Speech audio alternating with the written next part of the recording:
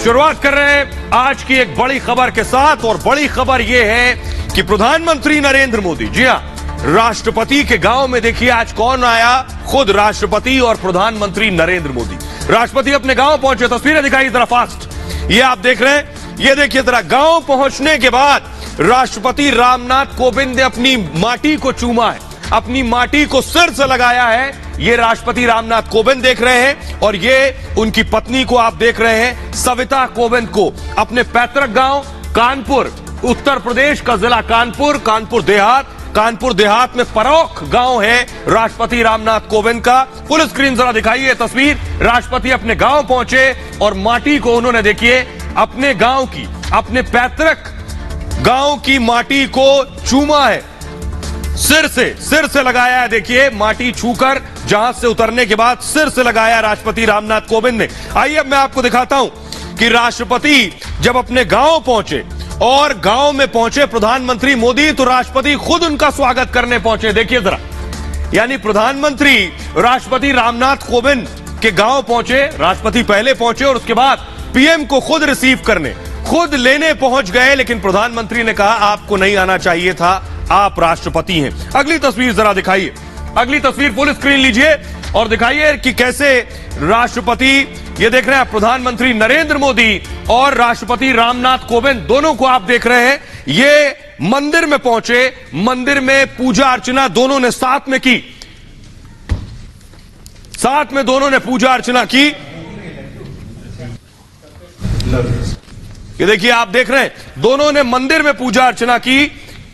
उनके साथ, राष्ट्रपति के साथ उनकी पत्नी भी मौजूद थी और वहां दोनों ने पूजा की। लेकिन आइए मैं आपको बताता हूं, राष्ट्रपति के गांव में जब प्रधानमंत्री नरेंद्र मोदी पहुंचे, वो देखिए जरा, आइए, ये आप देख रहे हैं ग्राफिक्स के जरिए मैं आपको दिखाने जा रहा हूं। राष्ट्रपति रामनाथ कोविंद को आप देख रहे हैं, प्रधानमंत्री नरेंद्र मोदी और योगी आदित्यनाथ भी गांव में मौजूद थे। पैतृक गांव परौख पहुंचे थे राष्ट्रपति रामनाथ कोविंद, अपने पूरे परिवार के साथ गांव पहुंचे। तो कोविंद, उनकी पत्नी सविता कोविंद भी थी। 2 दिन तक अपने गांव में रहने वाले राष्ट्रपति रामनाथ कोविंद गांव पहुंचते ही पथरी माता मंदिर में उन्होंने दर्शन किए। उसके बाद राष्ट्रपति के साथ प्रधानमंत्री, सीएम योगी और गवर्नर भी थी। राष्ट्रपति ने गांव में जनसभा को संबोधित भी किया और इस दौरान प्रधानमंत्री ने राष्ट्रपति की जमकर तारीफ की। पीएम ने क्या कहा देखिए जरा, कहा इस गांव में देशभक्ति भी है और देशभक्त भी। राष्ट्रपति का गांव हम सब के लिए प्रेरणा का स्रोत है, यह कहा पीएम मोदी ने। मूव कीजिए इसे। राष्ट्रपति ने अपने गांव की कई यादें साझा की और वो राष्ट्रपति ने क्या कहा, वो तपती गर्मी में मीलों दूर पैदल स्कूल जाते थे। पीएम ने कहा तब उनके पांव में चप्पल भी नहीं होते थे और इसलिए दौड़कर स्कूल जाते थे, गर्मी इतनी ज्यादा होती थी। आज इस गांव को दुनिया याद कर रही है। राष्ट्रपति, प्रधानमंत्री पहली बार किसी गांव में साथ मौजूद थे। कानपुर के परौख गांव में ही राष्ट्रपति का बचपन बीता है और उन्होंने 400 गज में फैले अपने पैतृक घर को दान कर दिया है राष्ट्रपति रामनाथ कोविंद ने। और जहां बच्चों और महिलाओं के लिए कार्यक्रम चलते हैं अब इस स्कूल में, राष्ट्रपति के तौर पर उनका ये आखिरी दौरा माना जा रहा है। उनका कार्यकाल समाप्त हो रहा है, राष्ट्रपति का कार्यकाल जुलाई में खत्म हो रहा है। आइए अब आपको सुनवाता हूं प्रधानमंत्री नरेंद्र मोदी ने राष्ट्रपति रामनाथ कोविंद के बारे में क्या कहा, जरा वो सुनिए। मैं आज देख रहा था कि एक तरफ संविधान, दूसरी तरफ संस्कार, और आज गांव में राष्ट्रपति जी ने पद के द्वारा बनी हुई सारी मर्यादाओं से बाहर निकल करके मुझे आज हैरान कर दिया। वे स्वयं हेलीपैड पर रिसीव करने आए। मैं बड़ी शर्मिंदगी महसूस कर रहा था कि वो उनके मार्गदर्शन में हम काम कर रहे हैं। उनके पद की एक गरिमा है, एक वरिष्ठता है। मैंने कहा राष्ट्रपति जी आपने मेरे साथ अन्याय कर दिया आज। तो उन्होंने सहज रूप से कहा कि संविधान की मर्यादाओं का पालन तो मैं करता हूं, लेकिन कभी कभी संस्कार की भी अपनी ताकत होती है। आज आप मेरे गांव में आए हैं, मैं यहां पर अतिथि का सत्कार करने के लिए आया हूं। मैं राष्ट्रपति के रूप में नहीं आया हूं। तो प्रधानमंत्री नरेंद्र मोदी को आपने सुना, लेकिन आपको दिखाएं कि दोनों कैसे बच्चों के साथ मिले। ये देखिए जरा, एम्बियंस के साथ प्रधानमंत्री नरेंद्र मोदी बच्चों से मिले। राष्ट्रपति रामनाथ कोविंद भी था, बच्चों से बात किया प्रधानमंत्री मोदी ने। लेकिन रामनाथ कोविंद आज अपने गांव में रहने वाले, तस्वीरें आप देख गांव में बहुत खास तैयारियां की गई हैं, और ये खास तैयारियां इस स्तर पर है कि बेटा गांव वापस आया है तो उसके लिए खाने का इंतजाम क्या होगा। देखिए जरा, वो मेन्यू में आपको दिखाने जा रहा हूं, उससे पहले मेन्यू में आपको दिखाऊंगा। देखिए जरा क्या है राष्ट्रपति रामनाथ कोविंद का गांव में आज का मेन्यू, क्या तैयारियां की गई हैं। बहुत खास तैयारियां प्रशासन ने भी अपने स्तर पर की हैं, क्योंकि राष्ट्रपति महामहिम पहुंचे हैं। यह है आपके सामने मेन्यू, देखिए जरा मेन्यू में क्या क्या है। राष्ट्रपति को आप टेबल पर देख रहे हैं बैठा हुआ। सादा खाना पसंद करते हैं राष्ट्रपति रामनाथ कोविंद, तो सादा खाना उनके लिए है, इसलिए कम मसाले वाली सब्जियां आज उनके पैतृक गांव में उनके लिए। सब्जी में ऑलिव ऑयल का खास इस्तेमाल किया जाएगा, खासतौर से उन्हें लौकी की सब्जी परोसी जाएगी। मल्टीग्रेन आटे की रोटी का इंतजाम किया गया है, वो मल्टीग्रेन आटा खाते हैं। खाने में खासतौर पर उन्हें दही का भी उनके लिए इंतजाम किया गया है। राष्ट्रपति के लिए गाय के दूध का भी इंतजाम किया गया है उनके गांव में। और दिल्ली से आए जो खान सामे हैं, उन्होंने यह खाना तैयार किया है, जो दिल्ली से पहुंचे। लैंडमार्क होटल की टीम ने इस मेन्यू में उनकी मदद की है। कानपुर का बड़ा होटल है, कानपुर के सर्किट हाउस में ही उन्होंने खाना खाया है, और रात्रि विश्राम भी वो सर्किट हाउस में ही करेंगे। ये इंतजाम है सर्किट हाउस में। बाकायदा एक ट्रेडमिल जो आप देख रहे हैं, ट्रेडमिल भी मॉर्निंग वॉक के लिए लगा दिया गया है, जिस पर राष्ट्रपति सुबह मॉर्निंग वॉक भी कर सकते हैं। दिल्ली के ग्रीन पार्क में से ट्रेडमिल बाकायदा मंगाया गया राष्ट्रपति के लिए। तो ये इंतजाम राष्ट्रपति रामनाथ कोविंद के लिए किए गए। बहरहाल खबरों में आगे बढ़ते हैं। एक और बड़ी खबर है आज, ज्ञानव्यापी का मसला पिछले कई दिनों से इस पर बहस भी हो रही है। बहुत कुछ इस पर ओवैसी जैसे लोग सीधे आरएसएस पर हमला कर रहे थे, जो कुछ ज्ञानव्यापी में हो रहा है उसके लिए आरएसएस जिम्मेदार है। लेकिन भागवत ने अब जो ज्ञान दिया ज्ञानव्यापी पर, उस पर ओवैसी को मिर्ची लग गई। भागवत ने अब सधी हुई बात कही, वो भी अब ओवैसी को पसंद नहीं आ रही। पहले भागवत को सुनिए क्या कहा। जन्मभूमि का आंदोलन था, जिसमें हम अपने प्रकृति के विरुद्ध किसी ऐतिहासिक कारण से उस समय की परिस्थिति में सम्मिलित हुए। हमने उस काम को पूरा किया। अब हमको कोई आंदोलन वगैरह करना नहीं है। लेकिन इश्यूज अगर मन में है तो कुछ उठते हैं। ये किसी के विरुद्ध नहीं है, और विरुद्ध मानना नहीं चाहिए। मुसलमानों ने तो नहीं मानना चाहिए, हिंदुओं ने भी ये नहीं करना चाहिए। ज्ञानवापी के बारे में हमारी कुछ श्रद्धाएं हैं, परंपरा से चलती आई, हम कर रहे, ठीक है। परंतु हर मस्जिद में शिवलिंग क्यों देखना? अरे भाई, वो भी एक पूजा है, ठीक है, बाहर से आई है। लेकिन जिन्होंने अपनाई है वो मुसलमान, वो बाहर से संबंध नहीं रखते, ये उनको भी समझना चाहिए।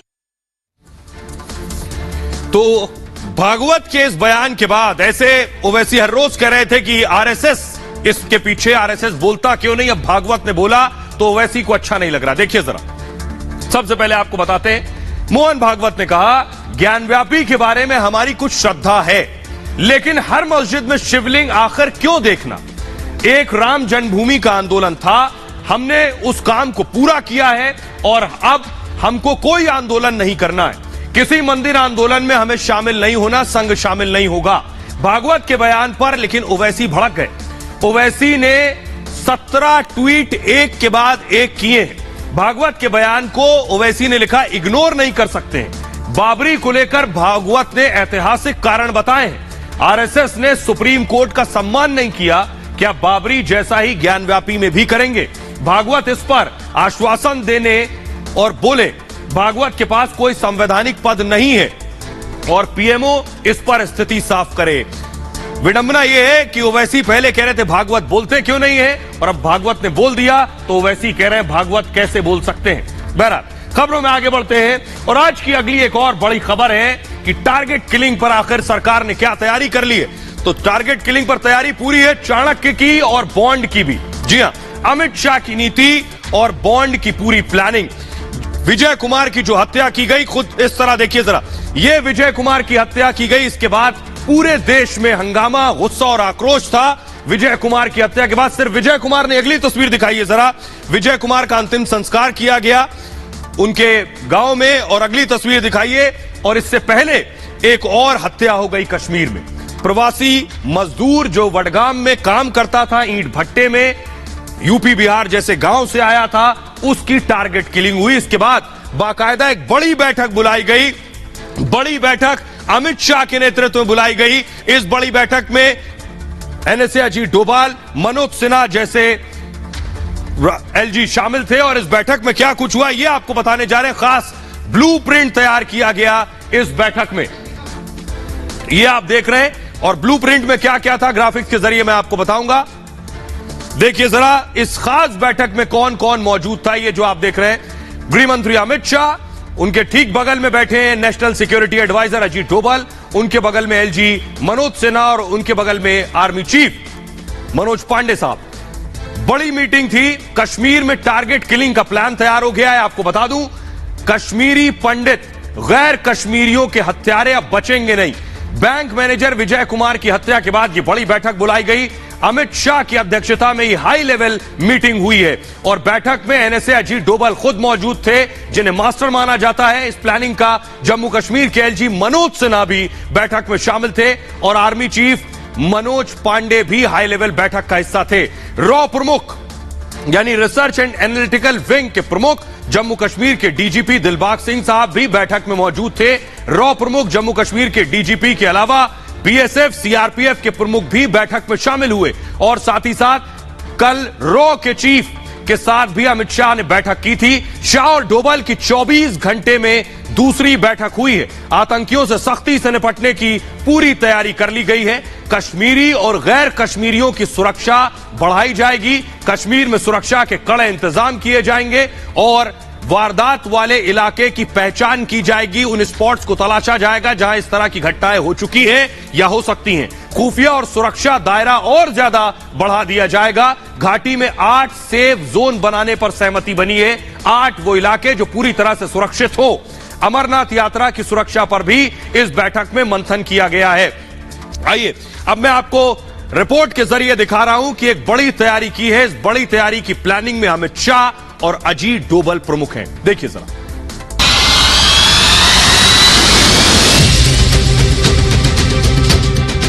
आतंकवाद के प्रति इसके विरोध में नरेंद्र मोदी सरकार की जीरो टॉलरेंस की नीति है। हम इसको सहन ही नहीं। कश्मीर के हालात को संभालने के लिए एक बार फिर अमित शाह और अजीत डोभाल एक्शन में आ गए। टारगेट किलर्स का अब चुन चुन कर हिसाब होगा। घाटी में हिंदुओं को निशाना बनाने वाले अब नहीं बचेंगे।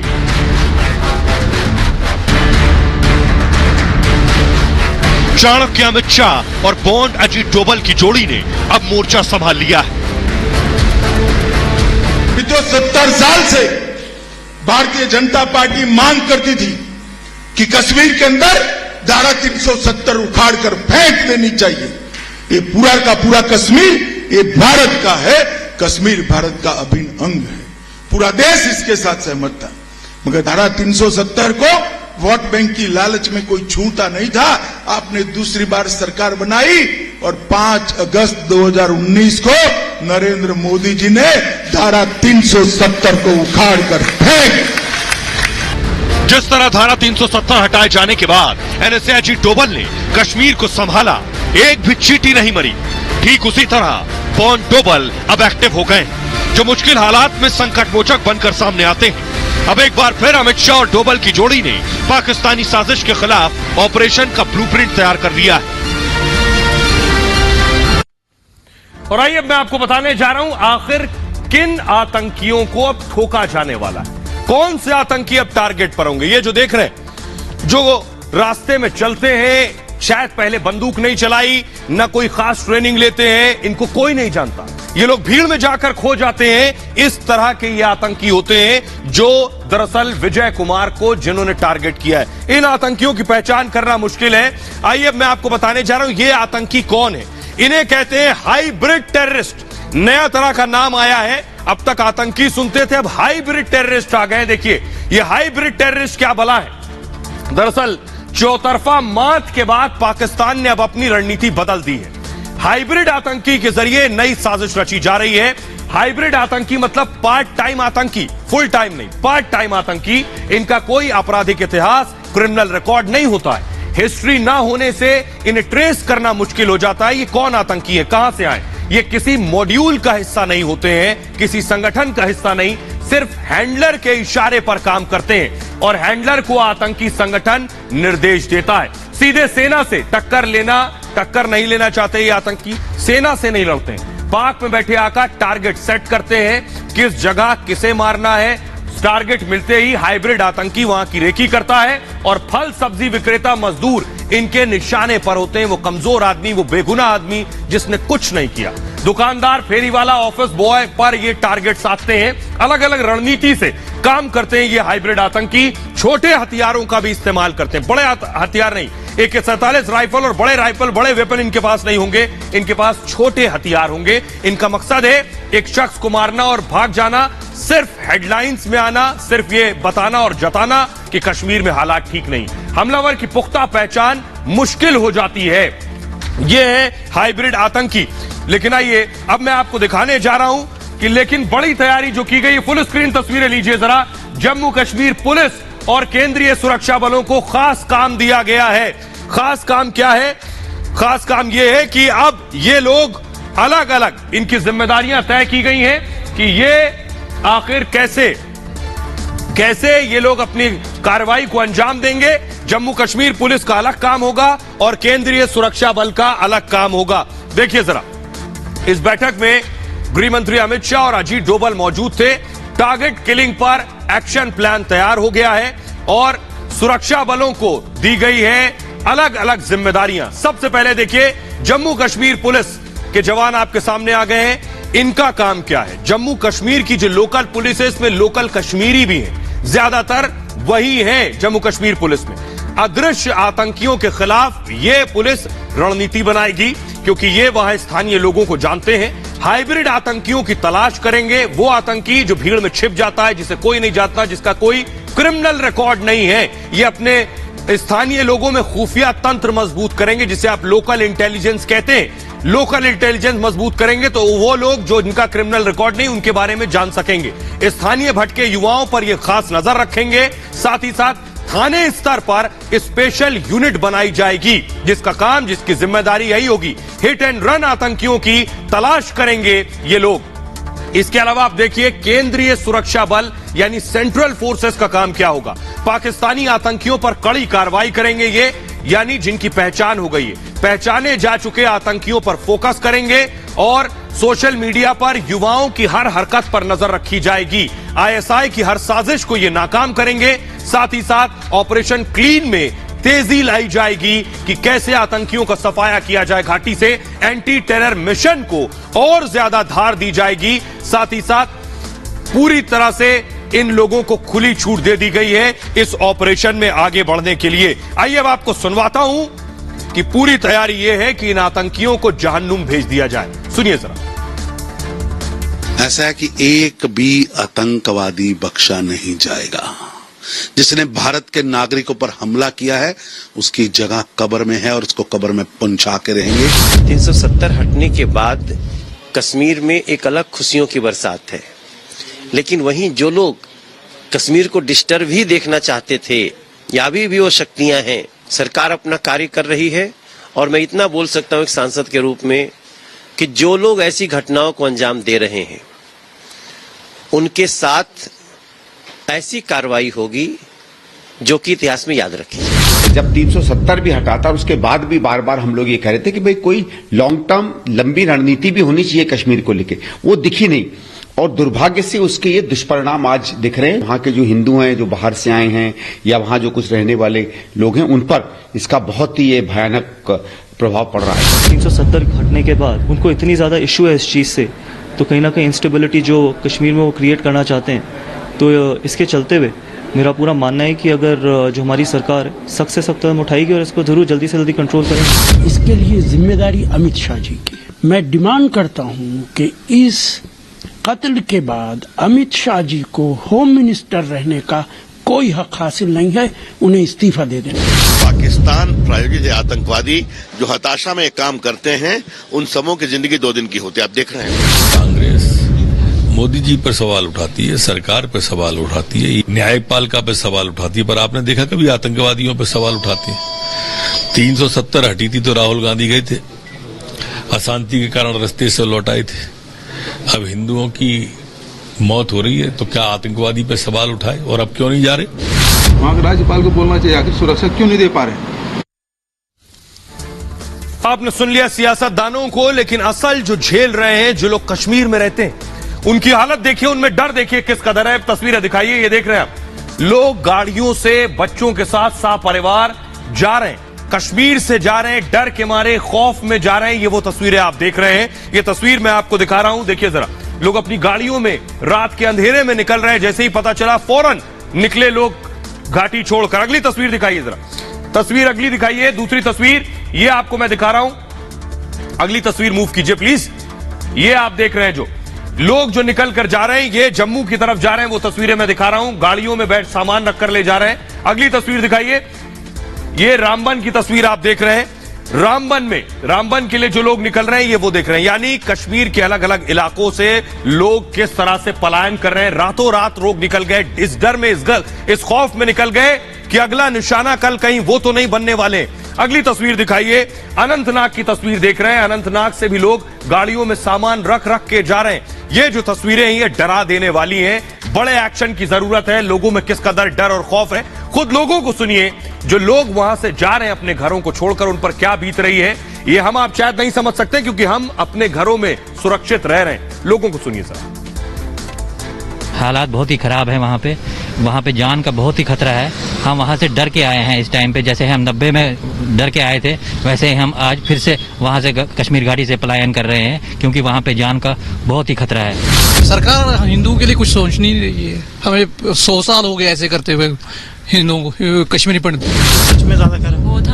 हम तो रातों रात भाग के आना चाहते, हम तो रातों रात वहाँ से निकल के आना चाहते थे, बट अब फिर हमने सोचा अब सुबह सवेरे हम 4 बजे के निकले हुए हैं वहाँ से, छोटा बच्चा लेके। इतनी परेशानी, मतलब आए दिन वहाँ पे किलिंग हो रही है, कुछ समझ में नहीं आ रहा है। सारा कुछ वहीं पे छोड़ के आ गए, बस जो हाथ में मिला वो उठाया और आ गए। डर तो बहुत ज्यादा है। कल रात को जैसे हम वहाँ थे, निकलने के लिए सोच रहे थे, तो it was too difficult to stay even a single night over there. वहाँ पे कल किसका नंबर आएगा वो पता ही नहीं है। हम डर डर के बैठे हुए हैं। अब वहाँ क्या करते, अपनी जान बचा के तो आएंगे ही, वहाँ वहाँ नहीं बैठते ना। बड़ी मुश्किल से हम आ गए, हम डर गए, बहुत डर गए। मैडम आपने 90 का दौर भी देखा है? हाँ, और क्या, हो बस वही मुझे वही याद आ गया, बस वही याद आ गया। सर वहाँ पर ये हो रहा है, एक पर्टिकुलर कम्युनिटी को टारगेट किया जा रहा है, ठीक है। उनका नैरेटिव यही है कि हमें हिंदुओं के बगैर कश्मीर चाहिए। जो वो 90 में मांग रहे थे वही आज भी मांग रहे हैं। 90 में मीडिया नहीं था, आज की डेट में मीडिया दैट इज हाईलाइट हो रहा है।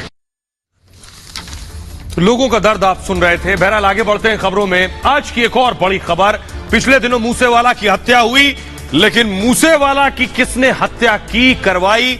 मूसेवाला की हत्या 29 मई को हुई, उसके बाद से पुलिस एक्शन में है। उस शख्स की मैं तस्वीरें दिखाने जा रहा हूं जिसने कबूल किया है। ये आप देख रहे हैं, लॉरेंस बिश्नोई ने कबूल किया है कि उसका हत्या से क्या ताल्लुक है, ये मैं बताऊंगा। पुलिस की पूछताछ में उसने बताया है। आइए सबसे पहले मैं आपको दिखाने जा रहा हूं कि लॉरेंस बिश्नोई ने क्या कबूल किया है पुलिस इंटरोगेशन में। देखिए जरा, पुलिस ने लॉरेंस बिश्नोई से पूछताछ की, पुलिस ने रिमांड ली थी। अब तक तिहाड़ जेल में लॉरेंस बिश्नोई बंद था, आपको बताऊं।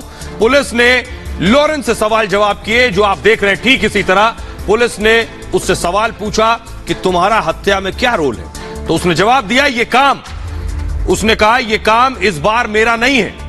वो कह रहा है क्योंकि मैं तो जेल में बंद हूं। उसने आगे कहा फोन भी मैं इस्तेमाल नहीं कर सकता क्योंकि मैं तो तिहाड़ जेल में हूं, लेकिन हत्या में मेरे गैंग का हाथ है। लॉरेंस बिश्नोई ने यह बात कबूल की है कि हत्या में उसके गैंग का हाथ है। मुझे तो टीवी से मर्डर का पता चला है, वो ये कह रहा है। मुद्दू खेड़ा की मौत का बदला लिया गया है, इस बात को वो स्वीकार रहा है। विक्की मुद्दखेड़ा कॉलेज से बड़ा भाई रहा, यह कह रहा है लॉरेंस बिश्नोई। यानी बताऊंगा मैं आपको विक्की कौन है, जिसकी मौत का, जिसकी हत्या का बदला मूसेवाला से लिया गया। हमारे ग्रुप ने बदले की कसम खाई थी, लॉरेंस बिश्नोई ने यह कहा है। सूत्रों के हवाले से यह हमें खबर मिल रही है कि पुलिस पूछताछ में लॉरेंस बिश्नोई ने इस बात को कबूल किया है। आइए अब आपको बताता हूं किसकी हत्या का बदला मूसेवाला से लिया गया है। तो देखिए, यह पहली तस्वीर मैं दिखा रहा हूं, यह है विक्की मुद्देखेड़ा। विक्की की हत्या हुई थी 2021 में अगस्त में। जरा वो सीसीटीवी दिखाइए जिस जरिए से विक्की की हत्या की गई थी। ये देखिए सीसीटीवी फुटेज दिखाइए, सीसीटीवी विजुअल। ये जो आप देख रहे हैं, ये विक्की की इस तरह से हत्या की गई, ये आप देख रहे हैं। ये सीसीटीवी तस्वीरें जो मैं आपको दिखा रहा हूं, ये विक्की की हत्या की तस्वीरें हैं। विक्की फॉर्च्यूनर गाड़ी में बैठा था और उसका मर्डर कर दिया गया और विक्की की हत्या का बदला लिया गया किससे? मूसेवाला से, क्योंकि कहा गया कि विक्की की हत्या में मूसेवाला का मैनेजर शामिल था जो बाद में ऑस्ट्रेलिया भाग गया। आइए अब आपको बताता हूं लॉरेंस बिश्नोई कौन है, उसका रोल क्या है इस पूरे हत्याकांड में। लॉरेंस बिश्नोई दिल्ली की तिहाड़ जेल में बंद है, लेकिन उसकी गैंग लगातार कारनामे अंजाम दे रही। कई मामलों में लॉरेंस बिश्नोई के गैंग का नाम आ चुका है। सिर्फ इतना ही नहीं, लॉरेंस बिश्नोई की तरफ से सोशल मीडिया पर बाकायदा इसे लेकर पोस्ट भी किया जाता है। मूसेवाला की हत्या के बाद भी कनाडा से गोल्डी बराड ने एक पोस्ट किया था जिसमें हत्या की जिम्मेदारी ली गई थी। लॉरेंस गैंग इतना खतरनाक है कि इसने सलमान खान को जान से मारने की धमकी दी थी।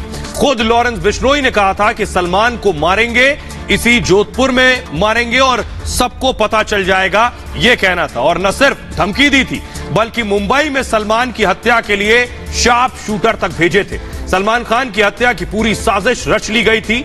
बिश्नोई गैंग का एक शार्प शूटर संपत नेहरा मुंबई पहुंचा था। उसने मुंबई में सलमान के गैलेक्सी अपार्टमेंट की रेकी की थी। हालांकि वारदात को अंजाम देने से पहले वो हरियाणा पुलिस के हत्थे चढ़ गया और साजिश नाकाम हो गई। तो आइए अब आपको बताता हूं ये लॉरेंस बिश्नोई कौन है, इसकी पूरी क्राइम कुंडली, कब इसने आखिर क्राइम की दुनिया में कदम रखा। देखिए, वैसे तो LLB है, वकालत की है। फ्लोर ग्राफिक दीजिए प्लीज।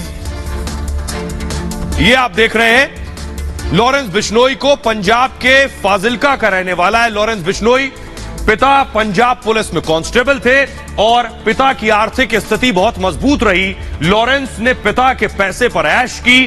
2013 में LLB की पढ़ाई की है, वकालत भी की है। सोचिए, कॉलेज में स्टूडेंट यूनियन ज्वाइन की, उसके बाद कॉलेज में चुनाव के लिए ग्रुप बनाया, वो ग्रुप चुनाव हार गया, तो चुनाव हार के बाद कॉलेज में फायरिंग की, गोलियां चलाई कॉलेज में। लॉरेंस बिश्नोई के खिलाफ FIR दर्ज हो गई। उसके बाद यहीं से लॉरेंस की अपराध में एंट्री हो गई। जग्गू भगवानपुरी से जुर्म के पैतरे सीखे इसने। अब ये जग्गू कौन है? सबसे अमीर गैंगस्टर कहा जाता है जग्गू को। जग्गू से 2 करोड़ के हथियार जब्त किए गए थे, इतना बड़ा गैंगस्टर था जग्गू। बिश्नोई ने कई गैंग एक साथ मिला लिए उसके बाद, और लॉरेंस की गैंग की जड़ें और ज्यादा गहरी हो गई। कई देशों तक इसकी जड़ें हैं। 700 से ज्यादा इसके पास गैंग में लोग शामिल हैं। लॉरेंस गैंग में 600 के करीब शार्प शूटर्स हैं और बिश्नोई पर इस समय 50 से ज्यादा केस दर्ज हैं। तिहाड़ जेल में बंद है लॉरेंस बिश्नोई, जहां उससे पूछताछ हुई। जेल में रहने पर गैंग उसका कमजोर नहीं हुआ, जेल से ही वो अपना गैंग चलाता है। बिश्नोई व्हाट्सएप ग्रुप पर सुपारी देता है बाकायदा, और गैंग के लोग पूरा काम देखते हैं उसका। फेसबुक पोस्ट में खुद कबूल कर चुका है इस बात को इसका गैंग। आइए अब आगे बढ़ते हैं। अब आपको दिखाने जा रहा हूं वो सीसीटीवी वीडियो जिसमें वो शार्प शूटर बैठे हुए थे जिन्होंने मूसेवाला को टारगेट किया। ये देखिए जरा, ये आप देख रहे हैं, ये वही बोलेरो कार है। मैंने आपको दिखाया था शुरू में कि एक बोलेरो गाड़ी जो आगे चल रही थी मूसेवाला की गाड़ी से, ये है वो बोलेरो कार, और ये है वो लोग जो डीजल भरवाने के लिए पेट्रोल पंप पर उतरे।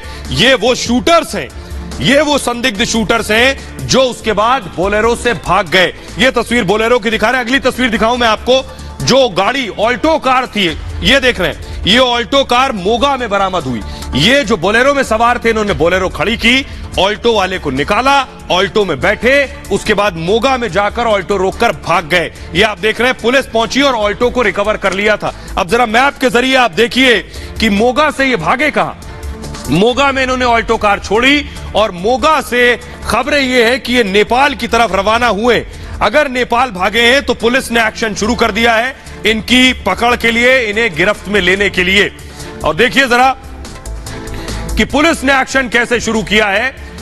ये आप देख रहे हैं, मूसेवाला मर्डर पर लगातार छापेमारी पुलिस कर रही है और पंजाब के साथ दिल्ली पुलिस भी एक्शन में है। दिल्ली पुलिस नेपाल पहुंच चुकी है। खबर यह है शूटर्स के नेपाल में होने का शक बताया जा रहा है, जिन 7 लोगों ने मूसेवाला पर गोलीबार कार्रवाई हुई है। पंजाब पुलिस भी छापेमारी कर रही है लगातार और बिश्नोई गैंग के 2 सदस्यों को पुलिस ने अब तक हिरासत में लिया है। फरीदाबाद से इन लोगों को हिरासत में लिया गया है और पुलिस को राजस्थान का लिंक भी मिला है कि राजस्थान से भी कुछ ताल्लुक हो सकता है। 2 लोगों की राजस्थान से गिरफ्तारी हुई है। सूत्र ये बता रहे हैं राजस्थान में आनंदपाल गैंग से लॉरेंस का कनेक्शन सामने आया है। तो ये पुलिसिया एक्शन है। आइए इस बीच में आपको दिखाता हूं कि भगवंत मान पंजाब के मुख्यमंत्री आज दरअसल मूसेवाला के घर पहुंचे, मूसेवाला के परिवार से मिलने के लिए। ये देख रहे हैं बीच में आप भगवंत मान को, और ये मूसेवाला का परिवार, उनके पिता बैठे हैं। अभी भी पिता की आंखों में आंसू हैं, अभी भी बेचारे वो रो रहे हैं। अगली तस्वीर दिखाइए। भगवंत मान जब पहुंचे तो उनका विरोध भी हुआ। ये जो आप देख रहे हैं एम्बियंस के साथ, अगर आप सुनाइए, भगवंत मान जब पहुंचे हैं तो उनका विरोध शुरू हो गया, नारेबाजी शुरू हो गई उनके खिलाफ। अब जरा सुनिए क्या कुछ कह रहे हैं मूसेवाला के रिश्तेदार, वो भी इंसाफ चाह रहे हैं। सुनिए जरा। मैं आपसे जानना चाहता हूँ, इस दुख के घड़ी में पूरा देश आपके साथ है, हम आपके साथ हैं, क्या बोलना चाहेंगे? सीएम यहाँ पर पहुंचे हैं, क्या बोलना चाहेंगे? इंसाफ मिलना चाहिए। इंसाफ मिलना चाहिए आपको। सीएम को यहाँ पर जब सीएम पहुंचे उससे पहले नाराजगी भी थी। लोगों का कहना था कि उनकी सिक्योरिटी कम कर ली गई, जिस वजह से है जो हमलावर है वो उनको मारने में कामयाब रहे। क्या बोलना चाहेंगे? कुछ नहीं बोल सकते, नतीजा बच गया, नतीजा मर गया।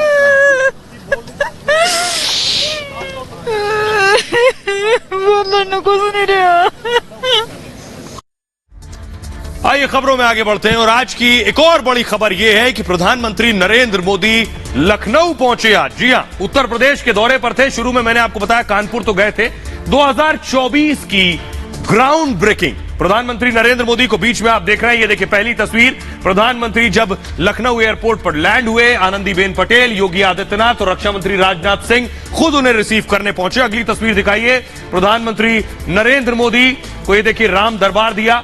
ये जो आप देख रहे हैं योगी आदित्यनाथ ने उन्हें भेंट किया। और अगली तस्वीर दिखाइए फुल स्क्रीन, ये जो आप देख रहे हैं प्रधानमंत्री नरेंद्र मोदी को और उनके साथ जो उद्योगपतियों से मिले प्रधानमंत्री नरेंद्र मोदी, इंडस्ट्रियलिस्ट से मिले, जो सब उत्तर प्रदेश के इस कार्यक्रम में मौजूद थे। तो 2022 में प्रधानमंत्री मोदी ने 2024 की तैयारी शुरू कर दी है।